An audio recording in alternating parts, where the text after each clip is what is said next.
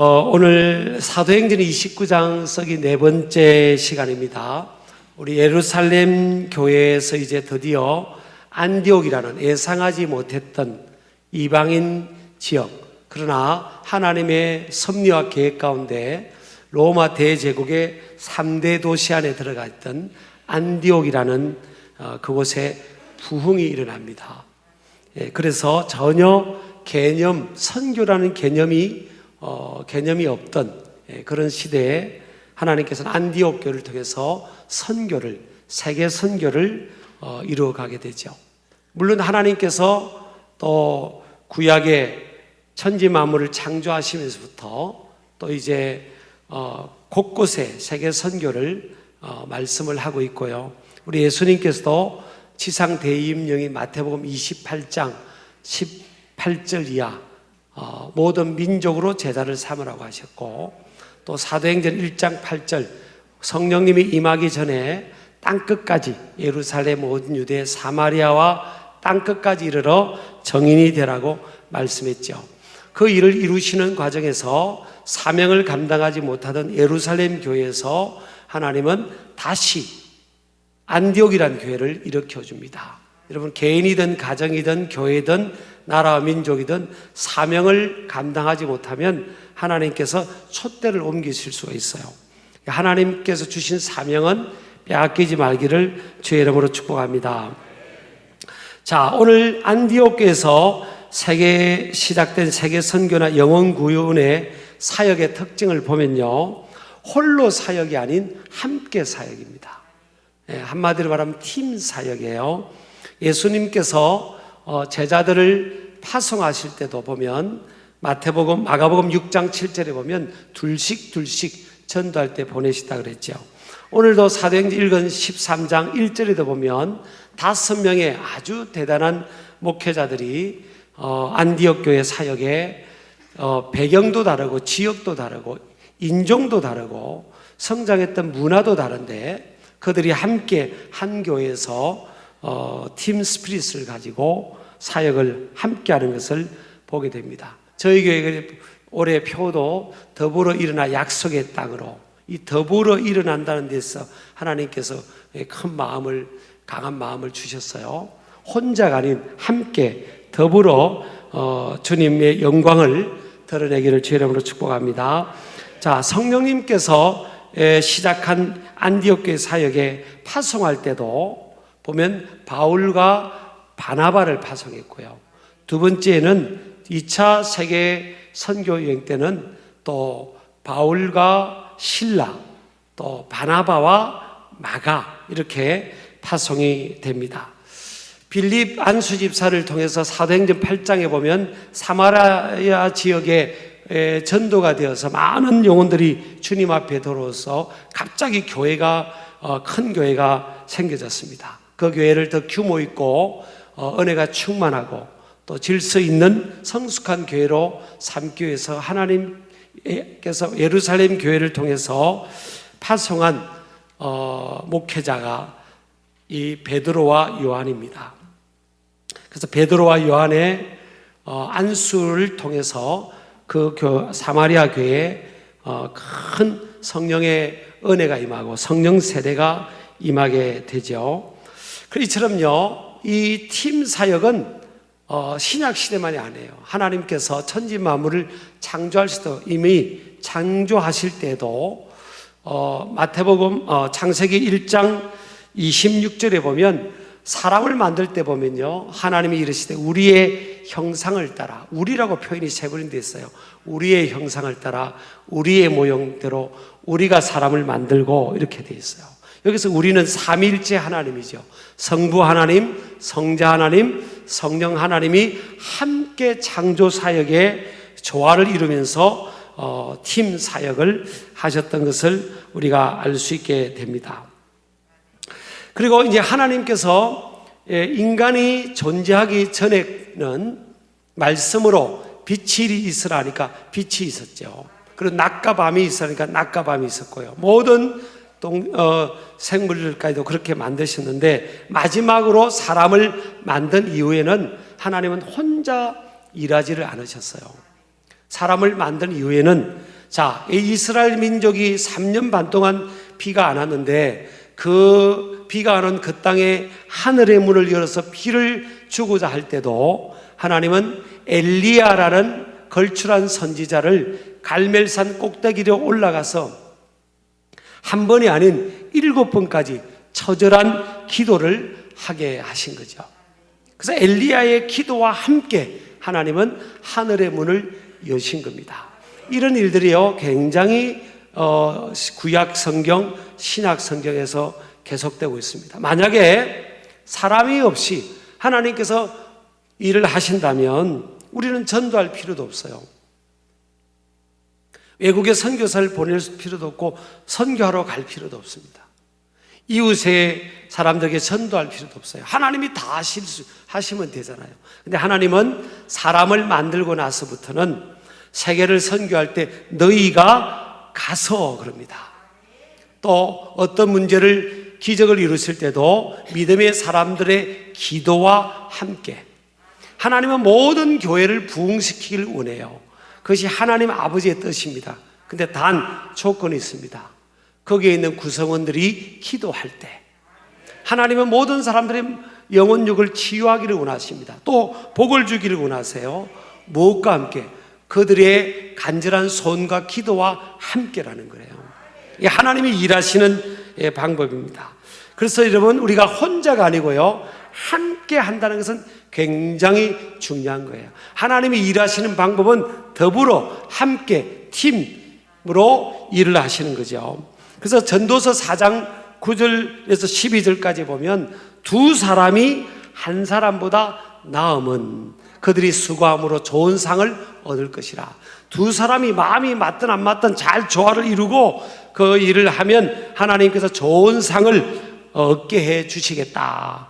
두 사람이 함께하는 게 훨씬 낫다는 거죠. 또 10절에 보면 그들이 넘어지면 하나가 그 동물을 붙들어 일으키려니와 홀로 있어 넘어지고 붙들어 일으킬 자가 없는 자에게는 화가 있으리로다. 혼자 있는 사람은 화가 있다는 거예요. 넘어져도 붙들어 나를 일으켜줄 사람이 없는 게 이게 복이 아니라는 겁니다. 한 사람이면 패하겠거니와 두 사람이면 맞설 수 있나니 세 겹줄은 쉽게 끊어지지 아니하느니라. 전쟁에서도요 두 사람이면 맞서고 세 사람이면 안 끊어지고 이긴다는 거잖아요. 기도도 마찬가지입니다. 합심 기도를 강조하고 있습니다. 마태복음 18장 18절에서 20절까지는 합심 기도, 또 두세 사람이 내 이름으로 모일 때는 하나님이 함께 해주신다고 했고요. 두 사람이 땅에서 풀면 하늘에서도 풀리고 땅에서 매면 하늘에서도 매인다는 거예요. 참 신비한 겁니다. 두 사람이 마음을 맞춰가지고 땅에서 어떤 일을 하면 하나님께서 하늘에서 풀어주고 땅에서 매이면 하늘에서도 풀리고 땅에서 풀면 하늘에서도 풀린다는 거예요. 이 두 사람의 위력이 대단합니다. 두세 사람이 주의 이름으로 모여서 전심으로 한 마음으로 기도할 때 그곳에 하나님이 함께 해주겠다. 내 이름으로 모이는 그들 가운데 함께 해주겠다고 주님이 임재를 약속하고 있는 것입니다. 근데 왜 이 팀 스피릿이 어려운가 하면 첫 번째는 차이입니다. 차이. 남자와 여자의 차이. 또 얼굴이 다른 것처럼 성격이 다 다른 거예요. 다른 이것이 함께 하다 보면 불편하게 느껴질 수 있어요. 서로에게 불편하게 느껴질 수 있다고요. 그리고 결혼 초기에 많은 가정들이 불편하잖아요. 남자들 같은 경우도 보면 결혼 초기에 남자들이 막 자기 마음대로 시간을 쓰고 물질을 쓰고 만나고 싶은 친구들 만나고 막 그렇게 자유롭게 지내다가 딱 결혼하면 그 자유가 제한을 받는 거잖아요. 그 남자가 처음에는 불편함을 느끼는 거예요. 그래서 결혼을 괜히 했나? 그렇게 생각하는 남자들도 많은 거죠. 한번 손 들어보세요. 그런데 그리고 사람은요 이 관성의 법칙이라는 게 있어요. 자기가 살아가던 방식대로 살고 싶은 거예요. 달려가는 그 방향으로 힘이 향하잖아요. 그처럼 자기가 살아왔던 방식, 내가 살아왔던 스타일대로 그냥 살고 싶은 거예요. 사회생활 하면서 교회생활, 가정생활 이렇게 관성의 법칙 아래대로 살아가다 보면 그 문제가 생기고 트러블이 생기는 거예요. 근데 왜 하나님은 이 다른 똑같은 마음도 딱 맞는 사람, 비슷한 사람을 만나게 하지 않고 왜 다른 이 두 사람, 다른 사람들을 이렇게 만나게 했을까? 그것은요, 따라합시다. 시너지 효과. 다른 두 사람이 만나서 조화를 이루면서 이 시너지 효과를 갖게 하기 위해서 그렇게 한 거예요. 부부 간에도 여러분, 그래서 참 다른 두 사람이 만나서 조화를 잘 이루면요, 거기서 더 많은 열매를 맺는 거예요. 아까 우리 전도서의 14장 있는 말씀처럼 한 사람보다 두 사람 이상이 한 일이 훨씬 더 좋은 상을 얻는다 그랬잖아요. 근데 이 불편함 때문에 사람들은요, 어떤 법칙을 적용하는 사람들이 있습니다. 그게 어떤 법칙인가 하면 벨셈 법칙입니다. 저 사람은 저것 때문에 마음에 안 들어서 우리 그룹이나 모임이 안 돼. 저 사람 빠지면 좋겠어. 저 사람 빠지면 좋겠어. 저 사람도 저 성격이 저래서 저 빠지면 좋겠어. 저 사람 저렇게 생겨먹어가지고 빠지면 좋겠고. 자꾸 이렇게 빼고 싶어하는 유혹이 있어요. 이거 유혹입니다. 빼고 싶어하는 건 유혹이에요. 여러분, 이 성경의 이 축복의 원리를 아는 사람들은요, 뺄셈 법칙이 아닌 덧셈 법칙을 적용하는 겁니다. 그래, 가정도 내가 부족하니까 내 배우자를 하나님께서 붙여주셨지. 달라도 너무 다른 당신이지만 하나님이 이렇게 붙여주신 거야. 다른 사람을 붙여주신 거야. 왜? 내 부족함을 채우라고. 그렇게 붙여주신 거예요. 외향적인 사람은 매일 외향적으로 밖에만 있으면 안 되잖아요. 그러니까 내향적인 사람 만나서 이렇게 좀 브레이크를 걸어줘야 되는 겁니다. 그래서 하나님이 다 그렇게 아시고, 하나님께서 우리를 만드셨기 때문에 우리가 우리를 아는 것보다요, 하나님이 우리를 더 잘 아시는 거죠. 그래서 붙여주신 거예요. 그래서 여러분, 덧셈 법칙을 적용해야 됩니다. 그래서 하나님 가정생활뿐만 아니라 교회생활도 그렇고 그리고 사회생활도 그렇습니다. 다 이렇게 나하고 다르지만 다 이렇게 플러스 법칙을 자꾸 이렇게 하는 겁니다.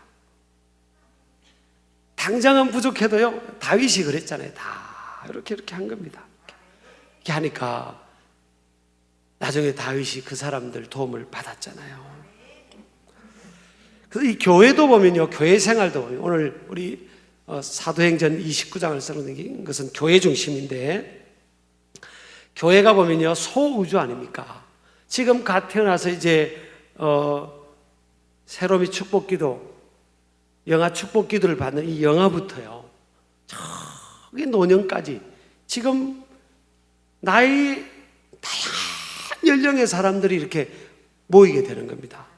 여러분, 이렇게 다양한 연령의 사람들이요, 이렇게 오랫동안 공동체를 유지하는 교회 같은 이 모임이나 공동체가 세상에 없어요.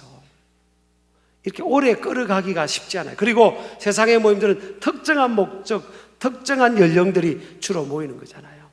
저희 신길교회도 76년 이렇게 많은 사람들이 이렇게 질서를 유지하면서 함께 간다. 이게 쉬운 게 아닙니다. 하나님의 은혜인 줄 믿습니다.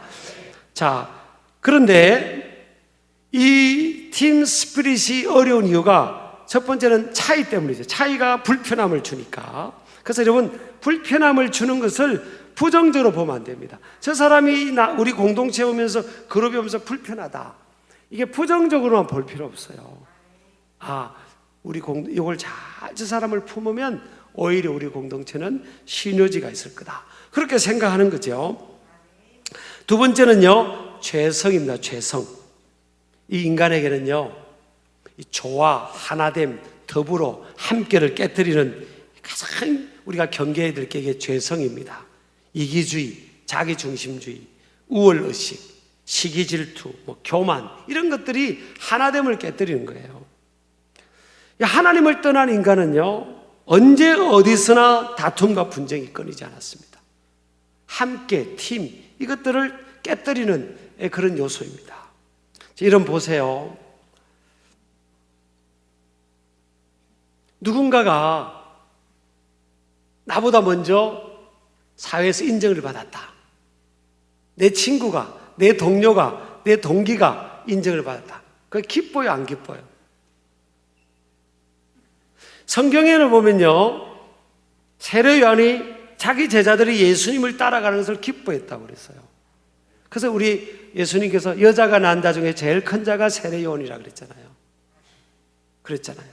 여러분, 오늘 성경에 우리가 생각할 때 2000년 교회사에 바울이 가장 위대하다고 그러지만, 바울이 회심을 하고 나서 은혜를 받고 나서도 사실은 예루살렘 교회가 인정을 안 했어요. 왜? 바울의 과거 이력 때문에. 서대반이라는 사람이, 전도자가 돌에 맞아 죽는데 바울이 제일 먼저 앞장섰지 않습니까? 죽이는데. 그리고 예수 믿는 사람을 얼마나 많이 죽이고 가두고 또 힘들겠습니까? 그 과거가 있으니까 사람들이 믿지를 못했어요. 근데 누가 역할을 했는가 하면요, 바나바가 역할을 합니다. 바나바가, 크레딧이 있는 바나바가 지도자를 찾아가고 사람들 찾아가서 이 바울은 진짜 변화됐습니다. 예수 그리스도의 복음으로 진짜 변화됐습니다. 그래서 설득을 해가지고 교회 공동체가 받아들일 수 있도록, 또 사도 바울이 받은 은혜를 나누고 사역할 수 있도록 이런 뭐랄까 정지 작업을 한 인물이 바나바예요.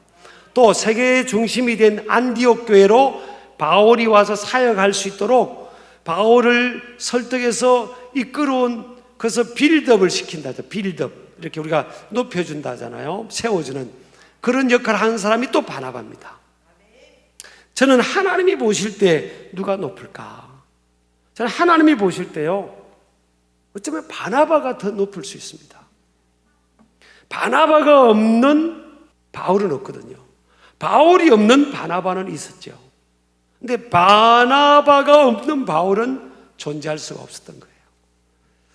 그래서 우리가 이 교회가 어떻게 이렇게 유지가 될까? 세상의 공동체는 120년, 130년 끌어갈 수가 없습니다. 근데 어떻게 가능할까?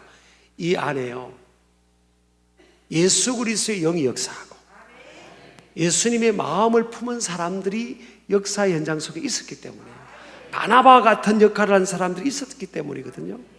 그래서 세워주고 섬겨주고, 이 섬김이 세상의 가치는 뭐예요? 내가 저 자리를 가야 그것이 최고의 선이라고 생각하는 그 흐름들이 있잖아요. 근데 교회 안에는 그거 안 해요. 섬기는 게 크다는 거예요. 섬기는 자가 더 복되고 섬기는 자가 더 큰 자다. 믿으시기 바랍니다. 세 번째, 이 팀 스피릿을 깨트리는 것은요, 착각입니다. 착각. 나 혼자일 때가 더 좋고 내 혼자 있을 때 더 능력을 발휘한다고 생각하는 착각이에요. 이건 하나님의 그런 계획이 아닙니다. 철새들 알지 않습니까? 우리나라도 보니까 새 종류가 400종이 넘는다고 그러는데 그중에 텃새도 있고 철새도 있는데, 이 철새들이 먼 거리를 이동할 때 V자로 이동하잖아요. V자로. 그래서 영국 왕립학교나 프랑스 국립과학연구소가 이제 조사한 거에 의하면 철새들이 V자로 이렇게 해서 이동을 해야 70% 정도 에너지가 더 세이브가 된대요. 70% 정도가. 혼자 날아가는 것보다 70%가 세이브가 된다는 겁니다. 쉽게 말하면, 예를 돕는다면, 기름을 차에 넣었는데 혼자서 운전해서 간 거리보다 70%를 더 갈 수가 있다는 거예요. 이렇게 철새가 그렇게 하면. 그래서 가만히 보면요, 철새 이 제일 앞에 있는 리더 철새가 이 날개짓을 하면 상승기류가 형성된다는 겁니다. 그래서 뒤에 따라오는 새들이 좀 덜 힘이 든대요. 근데 그 리더 철새가 계속 끌어갈 수가 없습니다. 그리고 또 바꿉니다. 그럼 다른 철새가 그 자리를 대체하고, 또 지치면 다른 철새가 그 자리를 대체하고. 이런 거 보면요, 새가 우리보다 나아요. 우리는 그런 게 아니잖아요. 나는 그것도 뭐예요? 이 자리를 안 주려고도 막 이렇게 그렇게 하고, 또 저기 어려운 자리에 안 쓰려고도 하고, 나는 저 어려운 자리를 안 갈래, 그냥 영광만 받고 싶어. 그런 모습도 있잖아요. 이 세상 사에 보면. 그래서 새들은 서로 교대하면서 다 V자를 이루어서 간다는 거예요. 그리고 이 서로의 비행 정보를 V자로 하면 이게 잘 볼 수 있대, 서로를요. 앞으로 전진해 가면서 서로를 볼 수 있다는 거예요.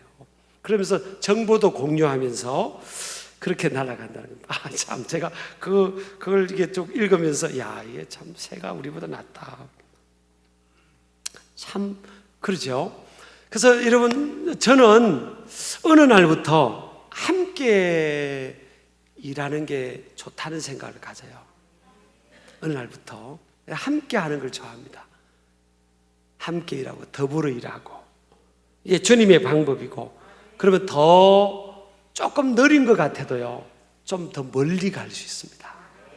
우리 믿으시기 바랍니다. 그래서 우리 오늘 이 스피릿을 우리가 적용하자면, 첫 번째 5개를 제가 정리했는데 한번 읽어보겠습니다. 시작. 서로의 존재가 자신과 공동체에 플러스나 유익을 가져다 준다는 확신을 갖기. 그룹이나 공동체에 속하는 것이 유익이 됨을 알기. 세 번째, 어떤 일이든 함께 일을 하는 법을 배우기. 네 번째, 함께 하는 것은 불편함이 따를 수 있음을 알기. 5번째, 서로의 존재를 소중하게 여기고 서로를 세워주는 문화 만들기. 서로를 세워주는 거예요. 친구가, 동기가, 동료가 잘 되면 그것을 기뻐하는 그런 마음을 주세요. 때가 되면요, 하나님이 우리도 각자를 세워주실 줄을 믿습니다. 그래서 여러분 혼자 있지 말고요, 혼밥, 홀로, 나홀로 집에, 저 제일 싫어하는 뭐 혼자 삽니까? 같이 살아야지. 옆 사람 인사해서 우리 같이 삽시다. 그렇잖아요. 불편하다니까요. 그런데도 그래도 같이 있는 게 훨씬 나아요. 훨씬 나아요. 그런 믿음을 가지고 우리가 서로를 축복하고, 교회 생활도 그렇고요, 사회생활, 가정생활, 서로를 소중하게 여기면서, 죄성은 뭐예요? 나만 생각하니까 그게 깨어지는 겁니다. 그 조화가 깨어지는 거예요. 이게 죄성이구나. 여러분, 어떤 모임에서 저 사람은 없었으면 좋겠다 그런 생각이 들 때가 계시죠? 그 마음을 드신 분이 안 계셔야 되는 거예요. 그게 아닙니다. 사실은요, 그 모임을 해칠 사람이 아니라면 품는 겁니다. 그렇게 가면 예수님이 그러셨잖아요. 그럴 때 주님이 기뻐하시고 또 더 큰 일을 할 수 있는 걸 믿으시길 바라고요. 할 일이 참 많아요. 제가 이제 2부 예배 때는 서두에 말씀드렸는데, 끝이 없구나 하는 생각이 들더라고요. 제 마음에 그런 마음이 계속 비전들이 오는데, 또 하나는 캠퍼스를 섬겨야 되겠다. 요즘 캠퍼스에 선교단체들이 많이 무너졌습니다. CCC 막 버티고 있고 그런데 참 고맙잖아요. 우리 아들, 딸 대학 보내면 집에 있는 시간보다 학교에서 더 많이 있는데, 그래도 그 간사들이 신방해주고 양육해주고 언젠가는 졸업하면 또 다 교회 일꾼들이 되는데, 그 마음이 주어졌어요, 최근에. 그래서 이렇게 선교단체를 좀 우리 교회가 후원을 해야 되겠구나. 우리 교회 아이들도 보니까 대표 순장도 있고요, 활동도 하고 그럽니다. 어쨌든 우리가 따라서 함께 더불어 팀 스피릿으로 서로를 축복하면서 나아가기를 주의 이름으로 축복합니다.